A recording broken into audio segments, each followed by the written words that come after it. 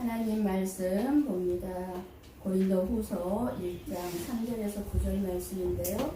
한 절씩 교독해서 제가 함께 보고 읽고 듣도록 합니다. 제가 먼저 3절을 봉독합니다.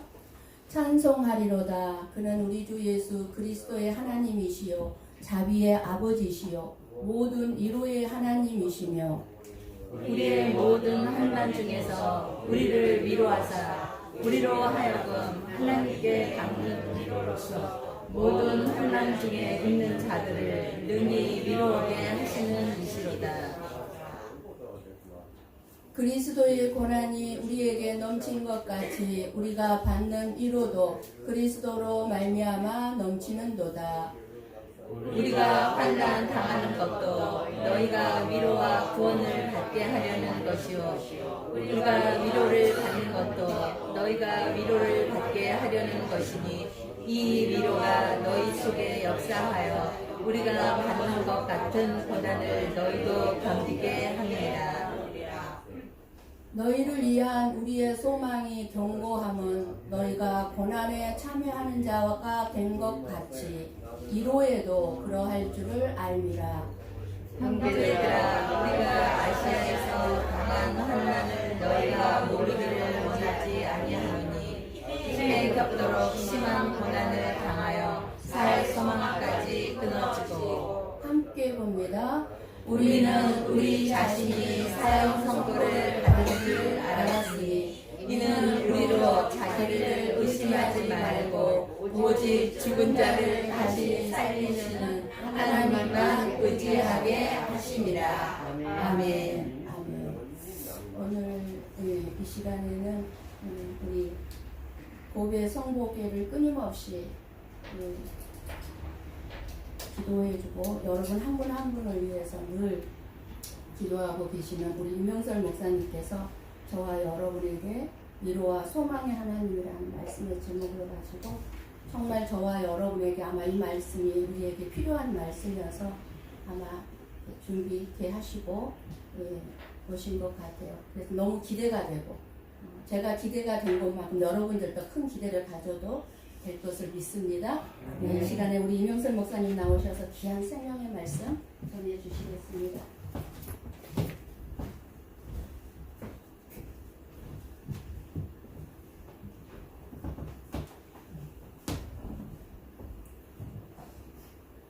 여러분들 코로나로 인해서 많은 어려운 시간들을 보내셨을 줄 짐작이 갑니다. 제가 1년에 한두 번은 여기로 왔었는데 3년 만에 온 것 같아요. 반갑기도 하고 우리 집사님 원사님도 그대로인 것 같아요.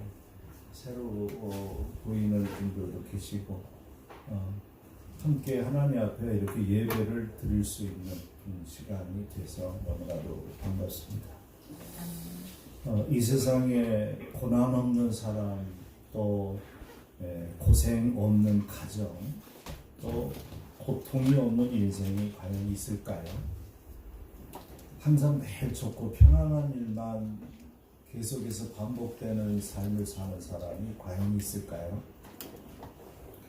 마치 맑고 가문 날, 또 흐린 날, 그리고 폭설의 겨울, 또 장마철과 바람이 심한 날들이 그런 것들이 다 모여서 세월을 이루듯이 기쁨과 괴로움, 또 즐거움과 슬픔이 복합적으로 엮어져서 살아가는 것을 인생이라고 합니다.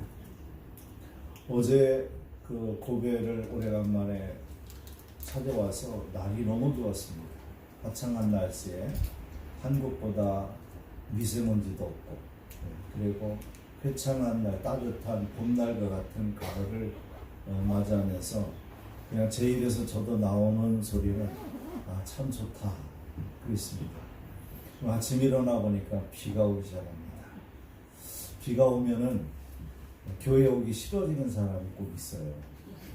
비 오면 학교 가기 싫은 사람이 있고 비 오면 출근하기 싫어하는 사람처럼 그런 경우가 있는데 그래도 하나님 오늘 말씀을 들을 자를 보내주시고 함께 예배할 자를 하나님 보내주십시오 라는 기도를 5층에서 창문을 내다보며 고베의 비 오는 아침을 맞이하는 종의 입에서 흥얼거리면서 그렇게 기도를 하게 됐습니다. 이렇게 화창한 날씨도 하나님이 나에게 준 시간이고 비 오는 날도 하나님이 나에게 허락한 시간이에요. 마찬가지로 사계절은요, 우리에게 더운 날도 있고 곡설에 추운 날도 있고, 그리고 막 비가 너무 많이 와서 거둥이 어려운 날도 있고요. 그런데 이 모든 계절의 삶이 하루에 24시간은 똑같고 1년 12달 350일도 하나님이 우리에게, 나에게 허락하신 날이라는 거죠. 그런 날을 우리는 살아내는 것, 이것을 인생이라 그렇게 얘기합니다. 마찬가지로 기쁠 때도 있죠. 또 괴로울 때도 있고, 또 즐거울 때도 있고, 슬플 때도 있고, 이런 복합적 감정과 상황과 삶을 엮어서 살아가는 것도 인생이라 그렇게 얘기합니다.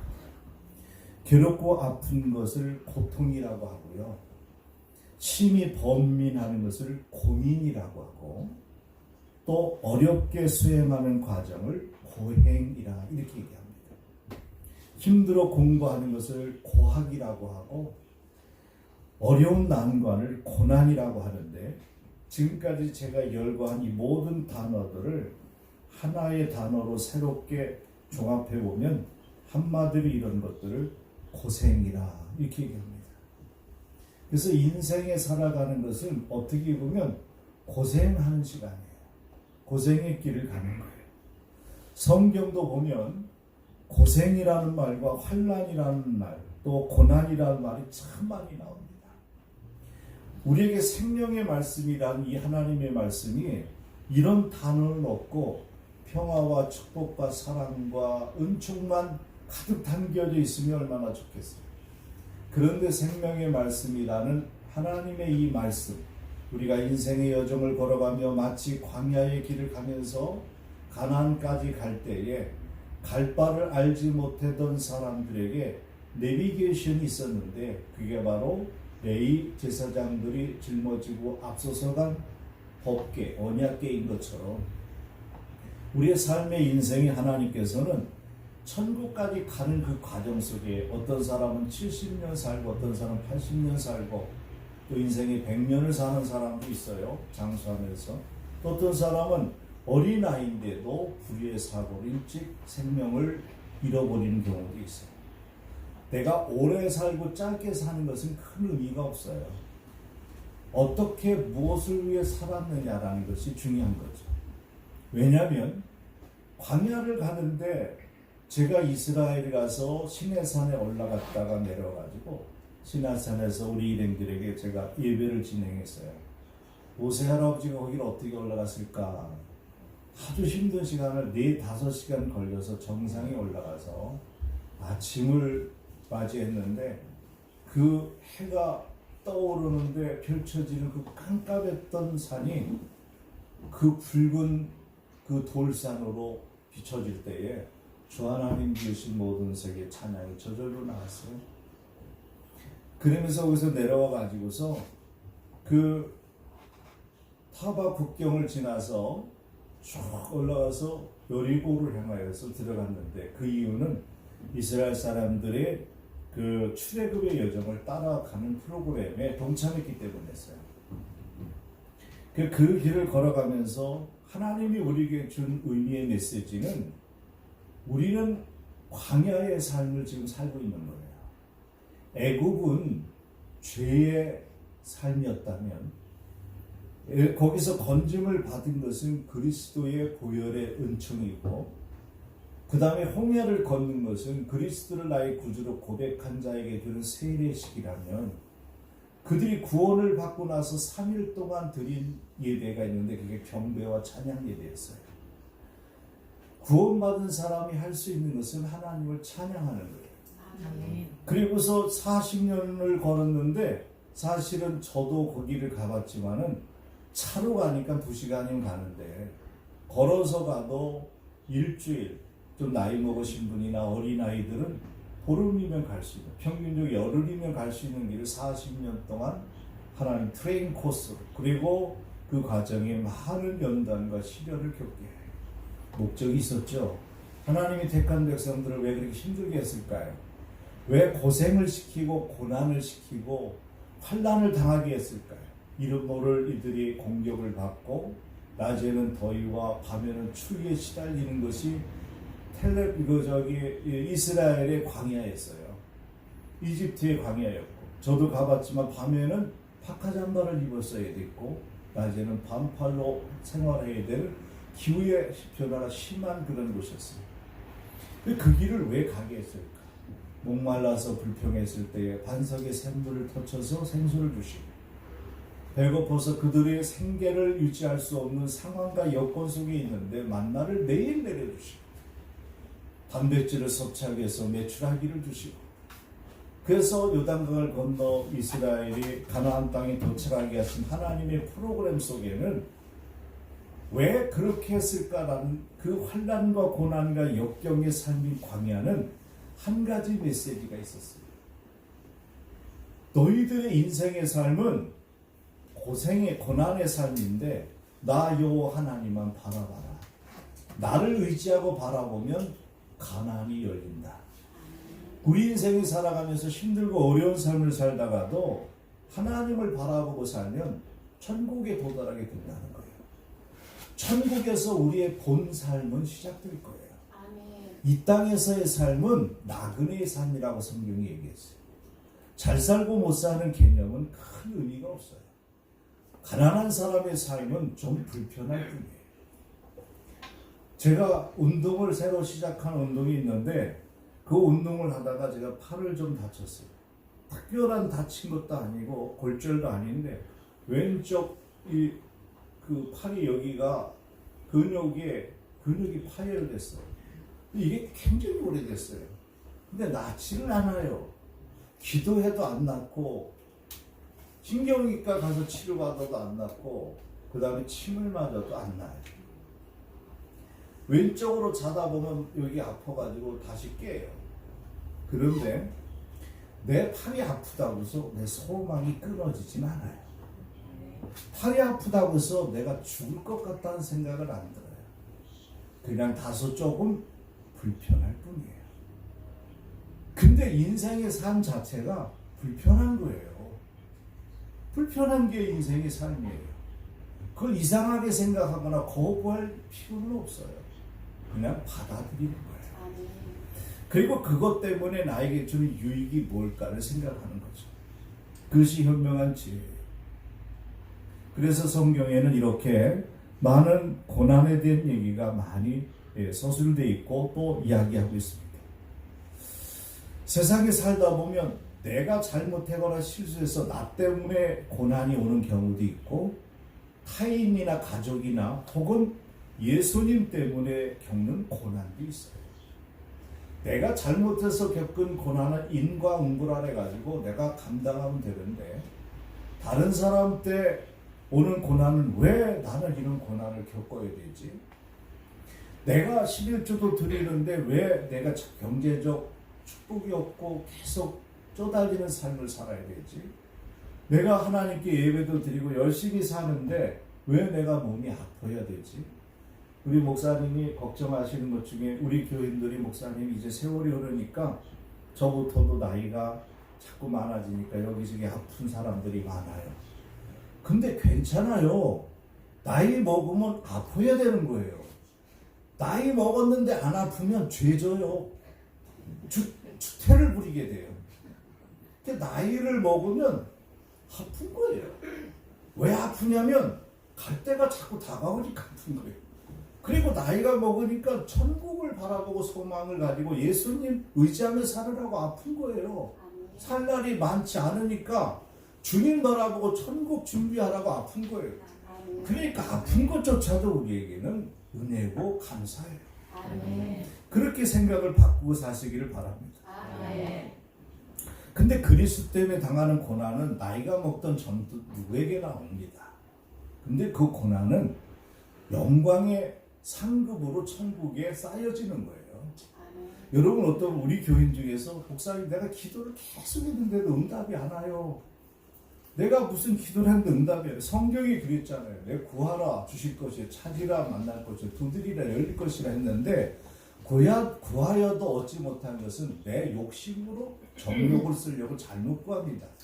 그러니까 응답 안 온 것도 내가 기도한 것이 이루어지지 않은 것도 응답이에요. 아멘. 내가 원하는 대로 되는 것은 기도가 아니에요. 하나님이 기뻐하고 하나님이 원하는 대로 되어진 결과가 기도예요. 아멘.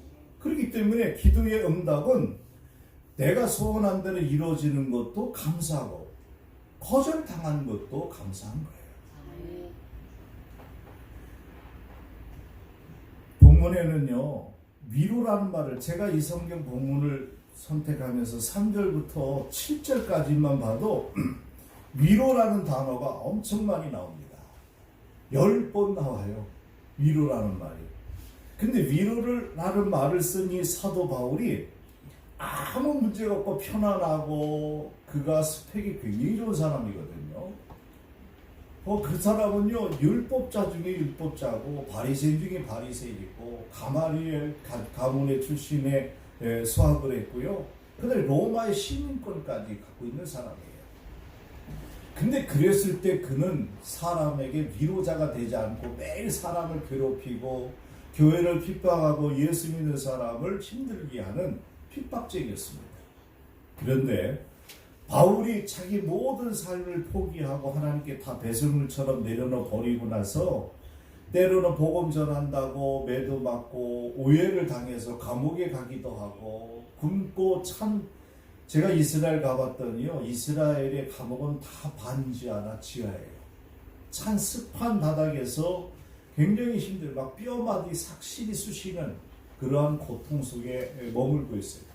그런 일을 겪고 그는 늘 아팠어요. 누가라는 동역자가 의사 출신인데 항상 주치의로 따라다니면서 사역을 도왔죠. 근데 바울이 오늘 본문의 말씀을 쓸 때는 정말 힘들고 어렵고 살 소망까지 끊어질 정도로 힘든 상황에서 이 말씀을 쓴 거예요. 위로자는 누가 위로를 할 수 있느냐? 잘 먹고 잘 살고 건강하고 아무 문제 없는 사람이 힘들고 어려운 사람한테 힘내, 좋은 날이 있을 거야, 그러면 위로가 안 돼요. 왜냐면 지는 잘 먹고 잘 사니까 저런 소리 하지, 내 입장 생각해봐, 위로가 안 돼요. 근데 힘들고 어렵고 막 아프고 그런 사람이 위로를 해주면 나를 봐, 나 같은 사람도 살아, 나 같은 사람도 하나의 은혜로 사는데 당신은 왜 못 살아? 그렇게 하면 위로가 되는 거예요. 바울이 이렇게 위로라는 말을 고린도 교회한테 10번이나 보면 짧은 성경에서 10번에 반복하면서 했을 때에 바울은 굉장히 고난과 어려운 역경 속에 있었어요. 그러면서 본문에서는 한마디로 요약하면 위로의 하나님이 우리 속에 역사하여 고난받는 우리를 위로하시며 소망을 견고케 하신다. 이게 오늘 전체의 성경의 요약이에요. 인생이 고생할 때 가장 원하는 게 뭘까요? 여러분들이 고난을 당할 때 가장 원하는 건 뭘까요? 그것은 바로 다른 것이 아니라 위로를 받는 거예요.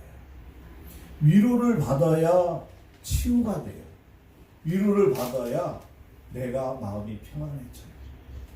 누군가가 누구를 통해서인가 내가 위로를 받고 위안을 받을 때 고난을 이길 수 있는 힘이 생겨요. 돈으로 위로되는 게 아니에요. 권세로, 권력으로 위로되는 것이 아니라 주님의 사랑으로 위로를 받을 때 그 위로가 나를 살리는 거예요. 아멘. 그래서 여러분, 우리가 분명히 알아야 될 것은 이 위로를 하는데 그냥 잘 될 거야, 뭐 살다 보면 그럴 수도 있지, 좋은 일이 날이 올 거야, 그건 위로가 아니에요. 위로에는 반드시 따라오는 것이 있는데 그게 바로 소망이에요. 소망을 갖게 할 때의 위로가 진정 나를 위로자가 되게 한다는 거죠. 아멘. 오늘은 고난의 정체와 소망과의 관계를 알아보는 시간이 되길 바랍니다. 첫째는 고민과 고난의 정체를 한번 알아보자. 왜 내가 고민이 오고 고난은 무언가? 하나님은 행복을 전제로 우리를 창조하셨습니다. 우리를 고난을 겪게 하려고 하나님이 만드시지 않았어요. 하나님이 사람을 창조할 때는 행복하게 살기 위한 전제로 우리를 만드셨어요. 에덴 동산의 삶은 그랬습니다. 클라우디아누스라는 사람이 이런 말했습니다. 이용할 줄 아느냐 모르냐 하는 문제일 뿐 조물주는 만인에게 행복의 기회를 주셨다. 하나님은 모든 사람에게 행복의 기회를 주셨습니다. 그러므로 행복을 추구하지 않는 것 자체가 죄예요. 행복하기를 바란다면 중요한 게 있는데 생각을 바꿔야 돼요. 인식의 전환이 일어나야 됩니다. 고난당할 때 그 고난에 대한 생각을 바꾸면 비로소 고난을 평강으로 바꿀 수 있습니다. 알프레드 서투르라는 사람이 이런 말을 했습니다. 모든 인간은 행복하기 위해 태어났음에도 모든 인간이 다 행복하지 못하는 이유는 나는 불행하다, 나는 무능하다, 나는 가난하다 이 생각을 바꾸지 않기 때문이다라고 했습니다. 이 세상 사람들이 행복하고 불행한 것의 차이는 많고 적음이 있는 것이 아니라 인식의 즉 생각에 있다는 겁니다. 그래서 고난과 고민은 그 정체를 알아보면 이렇게 생각해야 돼요. 그 자체도 고난도 내 삶의 일부라고 인식해야 돼요. 궁할수록 세게 버티라는 말이 있어요. 궁할수록 세게 버텨라. 이 말은 역경 속에서도 도전적 인생의 명제를 가르친 빅토리 프랭크라는 분이 한 말인데 인생의 어떤 고뇌도 쾌락과 마찬가지로 우리의 삶의 일부라고 생각하고 받아들이면서 살아가야 한다는 겁니다. 여러분 아픈 시간, 힘든 시간, 어려운 시간도 하나님이 나에게 허락된 삶이에요. 그러니까 그걸 받아들이라는 거예요. 왜 힘든 거냐면 고통과 아픔이 나에게 머물러 있기 때문에 힘든 게 아니라 그것을 거부하고 그것을 막 싫어하고 그것 때문에 막 속상해하고 그러기 때문에 힘든 거예요. 그것 때문에 힘든 거예요. 실제로 인간의 삶을 깊이 이해한다면요. 고뇌가 쾌락보다 더 많은 유익이나 의미를 가져다 줍니다. 여러분 건강하고 아무 문제가 없는데 친한 지인 친구들이 놀러 가자고 해서 피크닉을 갔어요. 그래서 거기 가서 맛있는 도시락도 먹고 자연도 보고 그리고 카페에 가서 커피도 마시고 수다도 떨고 그리고 왔어요. 집에 들어오고 나서 사람들이 오늘은 너무 의미 있는 날이었어.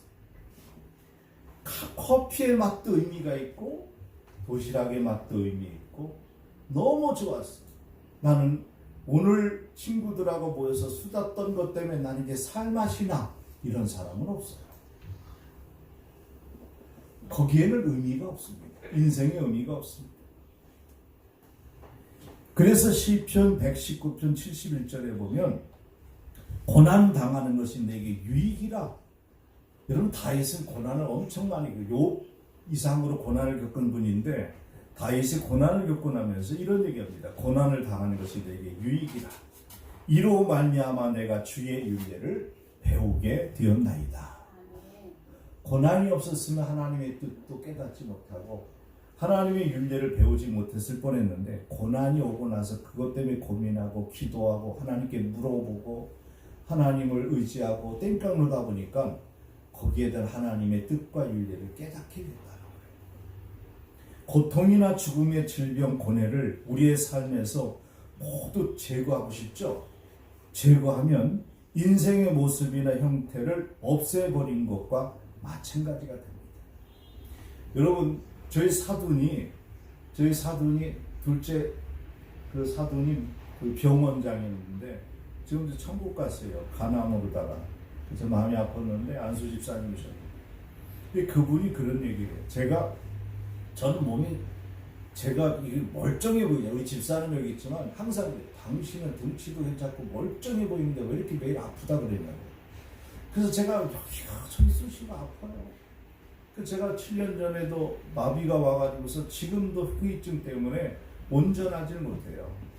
조금만 신호가 오면 뭐 위가 안 좋다든가 머리가 안 좋다든가 하면 사돈이 의사니까 가가지고 쪼록 깎고서 진찰 받고 치료받고 그래서 한 번은 비가 너무 아파가지고 내시경도 갔는데 아무 문제가 없어요. 그래서 사돈 의사한테 그랬어요. 집사님, 내가 이렇게 여기저기 아픈 게가 많은데 나 이거 오래 못 사는 거 아니에요? 그랬더니 그분이 얘기해요. 웃으면서, 목사님은 오래 살 겁니다. 아무 문제 없습니다. 왜냐하고 이게 조금만 아파도 병원에 쫓아오는 사람은 오래 삽니다. 병을 자꾸 와서 체크하고 치료를 받으니까. 근데 누가 일찍 죽냐면 병원도 안 갈 정도로 건강하고 멀쩡한 사람이 어느 날 갑자기 팍 쓰러졌어요. 그래서 하나님이 바울에게 육체에 가시를 줬는데 이 가시 좀 나에게서 제거해 주세요. 근데 하나님이 내 은혜가 네게 족하다 그랬잖아요. 그러니까 그것도 은혜라는 거죠. 그냥 친구처럼 끌어안고 사세요. 아멘. 우리 집사람이 당뇨 때문에 고생을 오랫동안 했는데 당뇨가 치료 안 돼요. 그것 때문에 스트레스 많이 받아요. 그래서 당신은 당뇨하고 친구해. 그러니까 당뇨를 가진 사람은 밥 먹고 나면 1시간씩 걸어야 돼요.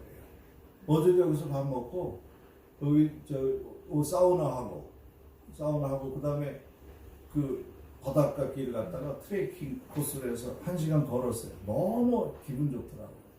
걸어야 돼요. 걷는데 그냥 걷지 말고 당뇨하고 친구하는, 그냥 친구처럼 지내고 사는 거예요.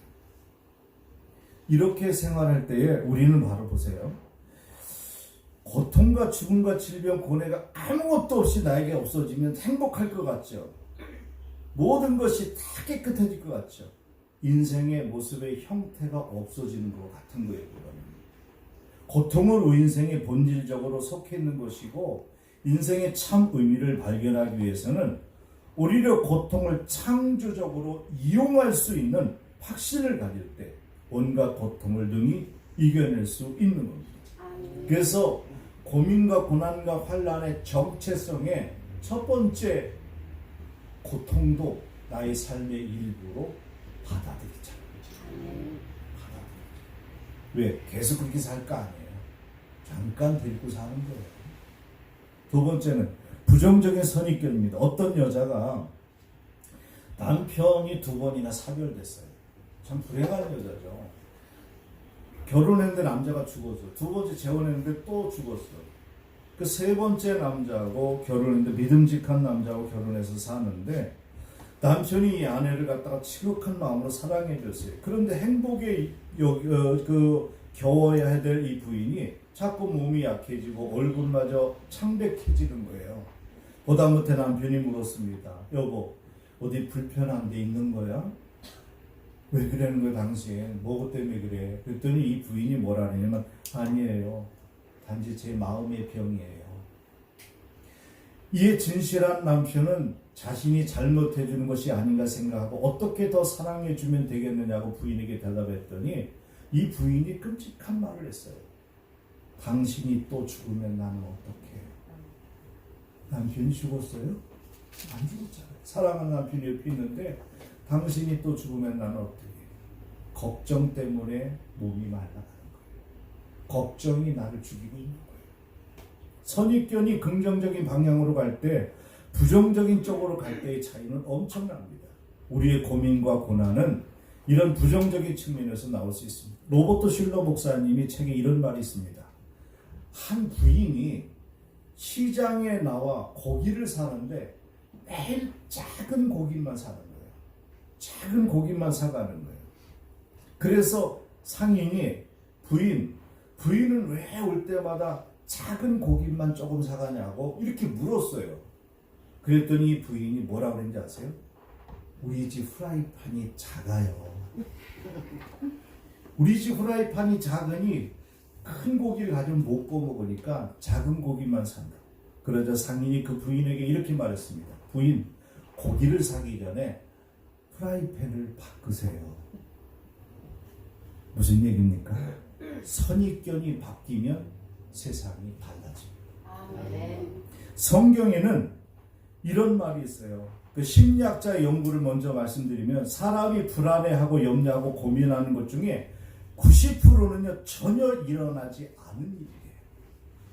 우리는 고민하고 걱정하잖아요. 근데 내가 고민하고 걱정하는 것이 90%가 나 현재에 전혀 일어나지 않을 일이고 7%는 고민해도 걱정해도 해결이 안 되는 일이니까 받아들일 일이고 나머지 3%만 염려할 만한 것이라고 해요.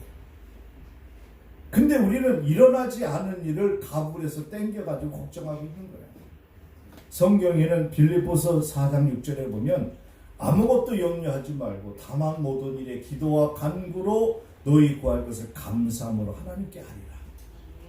감사함으로 하나님께 하리라. 세 번째에 고민과 이 고생의 그 정체성의 세 번째는 죄 문제 때문입니다. 죄 문제. 사람들이 무엇인가 쫓겨 불안하고 두려워한 이유는 죄 때문이에요. 에덴 동산에서 아담이 죄를 짓고 나서 자기 부끄러운 것을 나뭇잎으로 가리고 무화과 나무 뒤에서 숨었어요. 왜 그랬어요? 죄를 지니까 불안과 두려움 때문에. 그리스도의 신화에 나오는 익시온이라는 왕이 있는데 익시온은 불경죄를 저질렀다는 죄로 불수레바퀴에 묶인 채 평생을 그 자리에 맴도는 신세가 됩니다. 그가 아무리 발버둥 쳐도 수레바퀴의 자리에서 끊임없이 회전만 당합니다. 익시온의 왕이 그랬던 것처럼 죄는 인간으로 하여금 제자리에 맴돌게 하는 속성이 있고 사람을 죄책감 속에 사로잡는 두려움과 불안 속에서 늘 맴돌게 합니다. 모든 인간은 죄로부터 자유로울 수는 없습니다. 그래서 사도 바울이 로마서 7장 24절에 오호라 나는 곤고한 사람이로다. 이 사망의 몸에서 누가 나를 건져내랴 탄식했습니다. 인간이 갖고 있는 모든 문제의 출발점은 죄 때문입니다. 에덴 동산에서 아담 하와가 죄를 짓는 말미암아 사람들이 불행해지기 시작하는 거예요. 그럼 어떻게 하면 될까? 회개하면 돼요. 오늘 김양래 권사님이 기도한 것처럼 우리가 지난날의 삶을 또 일주간의 삶을 회개하면 하나님은 무조건 용서해 주세요. 어떠한 죄도 용서 못 받을 죄는 없어요. 예수 안 믿은 죄 말고는.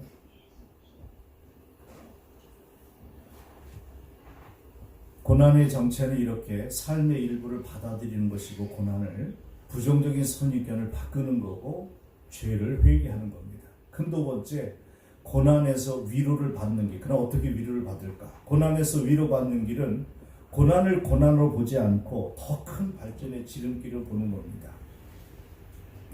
여러분, 남태평양 호주 옆에 있는 섬나라가 있는데 남태평양의 호주 옆에 있는 섬나라 뉴질랜드란 나라 아시죠? 그 뉴질랜드에는 날지 못하는 새가 5종류가 있대요. 새는 새인데 날지를 못한대.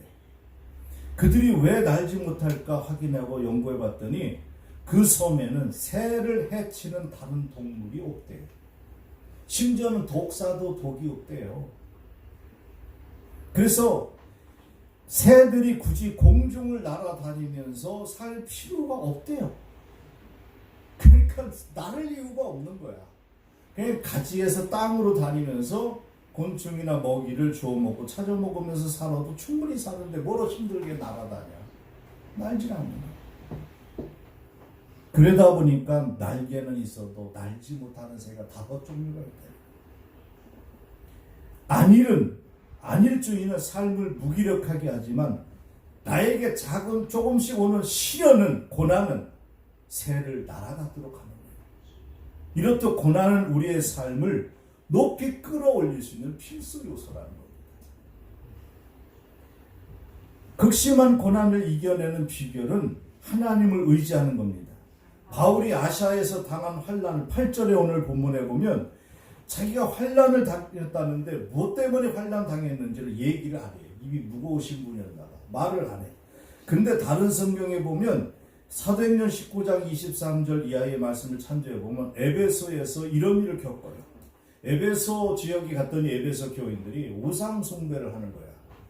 그래서 바울이 우상 숭배하는 에베소 교인들을 막 야단치고 질타했어요. 그랬더니 에베소 사람들이 폭동을 일으킨 거예요. 지금으로 말하면 목사님 싫어요. 우리 교회에서 나가요. 당신 목사를 모시고 싶지 않아. 새로운 사람이 왔으면 좋겠어.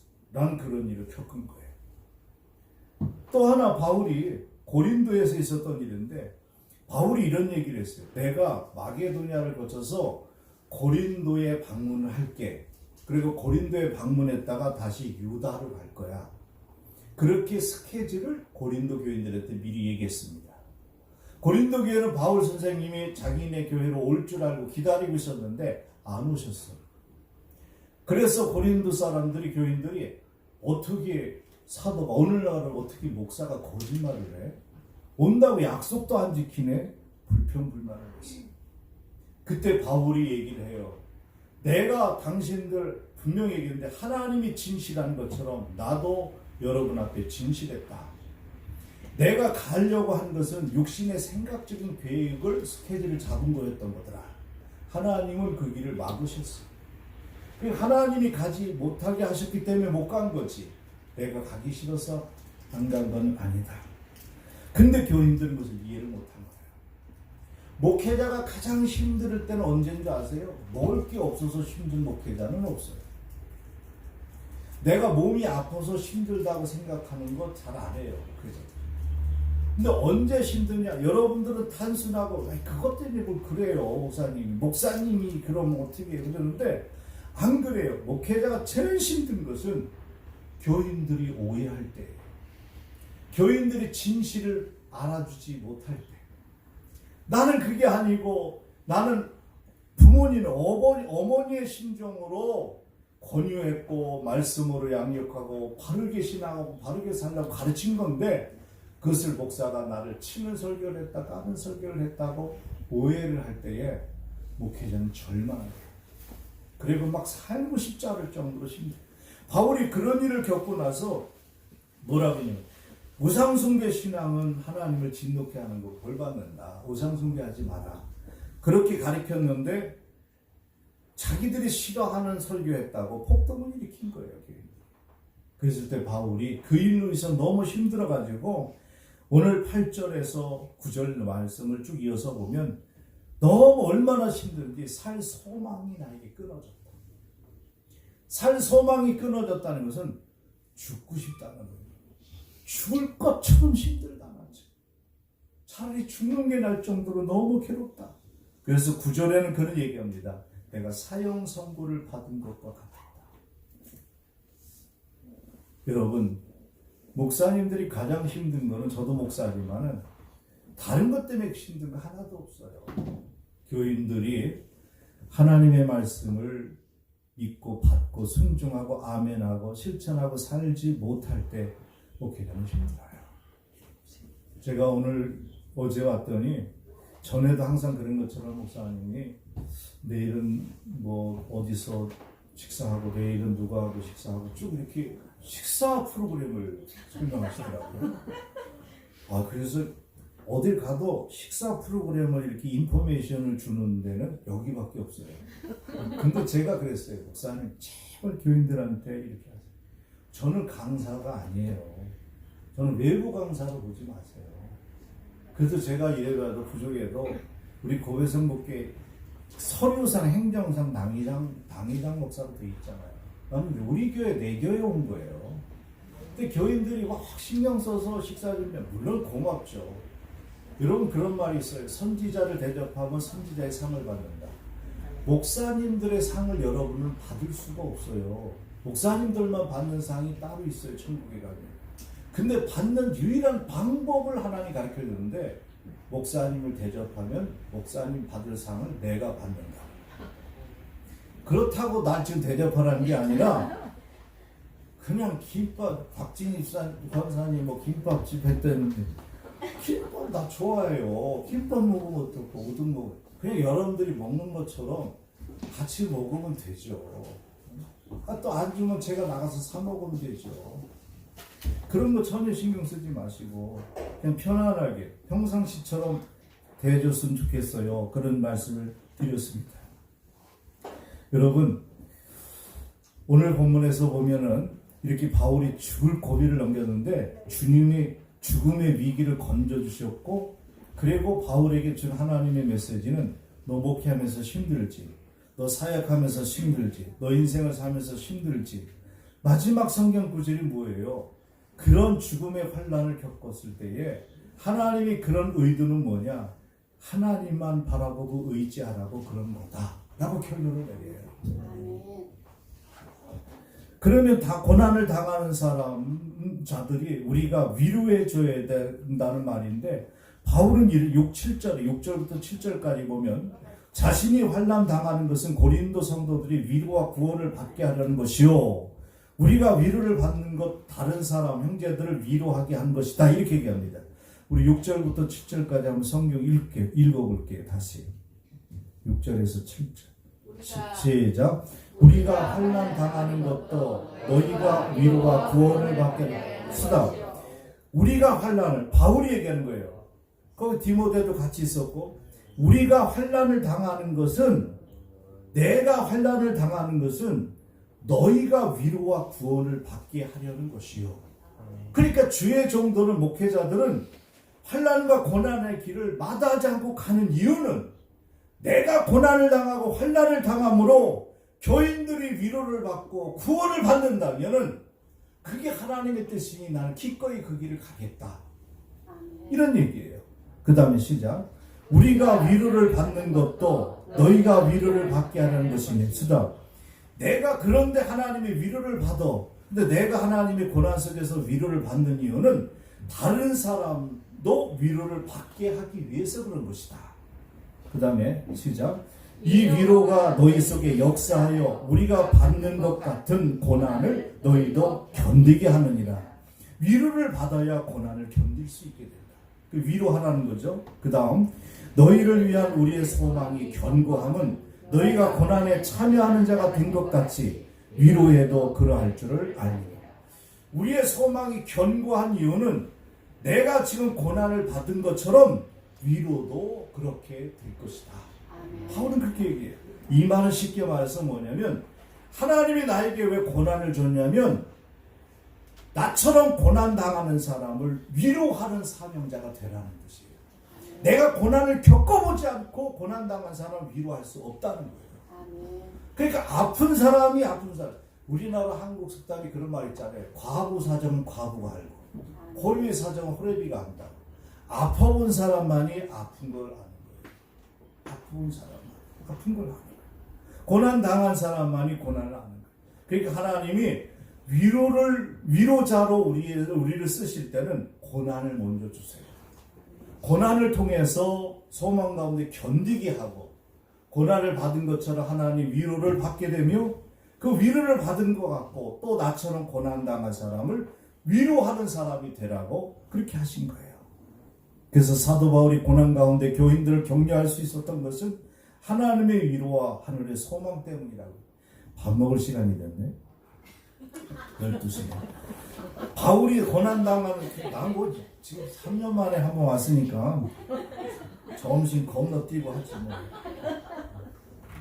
또 먹는 걸 중의적인 사람 시험 될까봐 조금만 더 하고.